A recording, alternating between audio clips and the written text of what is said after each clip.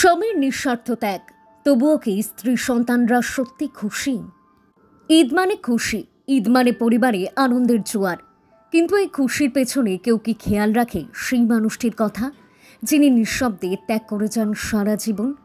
তিনি হলেন পরিবারের কর্তা, একজন স্বামী, একজন বাবা, যিনি পরিবারের সবার জন্য নিজের সুখ স্বপ্ন বিসর্জন দেন, অথচ তার নিজের জন্য কেউ ভাবে না।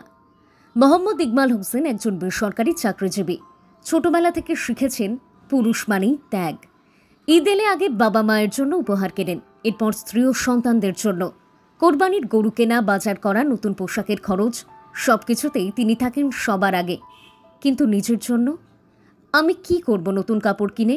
পুরনোগুলোই ভালো আছে, হাসতে হাসতে বলেন তিনি। কিন্তু সত্যি কি ভালো আছে? সন্তানদের চোখে বাবা হলেন একজন দায়িত্বশীল অভিভাবক, যে কেবলই তাদের চাহিদা পূরণ করে যান। স্ত্রী মনে করেন স্বামী হওয়া মানেই পরিবারের সুখ স্বাচ্ছন্দ্য নিশ্চিত করা।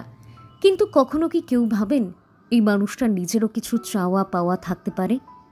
মনোবিজ্ঞানীরা বলছেন, পরিবারে পুরুষের ত্যাগের বিষয়টি এতটাই স্বাভাবিকভাবে নেওয়া হয় যে সেটাকে মূল্যায়ন করার প্রয়োজনীয়তা কেউ অনুভব করে না। বরং অনেকে মনে করেন এটাই তো স্বাভাবিক। কিন্তু এই অবহেলা ধীরে ধীরে একসময় পুরুষকে মানসিকভাবে ভেঙে দেয়। নিঃশব্দ অভিমান জমতে জমতে একসময় সম্পর্কের মধ্যে তৈরি হয় অদৃশ্য দূরত্ব। মনোবিজ্ঞানী ডক্টর শারমিন আক্তার বলেন, একজন পুরুষও মানুষ, তারও আবেগ আছে, তারও ভালোবাসা পাওয়ার অধিকার আছে। কিন্তু সমাজ তাকে শুধু দায়িত্বের চাপে পিষে ফেলে। তাহলে কি করা উচিত? প্রতিটি স্ত্রী ও সন্তানদের উচিত তাদের স্বামীর, বাবার এই অবদানকে সম্মান করা। ঈদ শুধু নতুন কাপড় কেনার নাম নয়, ঈদ মানে একসঙ্গে আনন্দ ভাগ করে নেওয়া।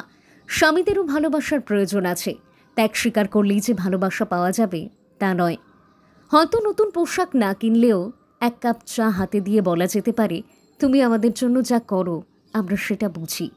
এই সামান্য কথাটুকুই হয়তো সেই মানুষটির সারা জীবনের কষ্ট ভুলিয়ে দিতে পারে।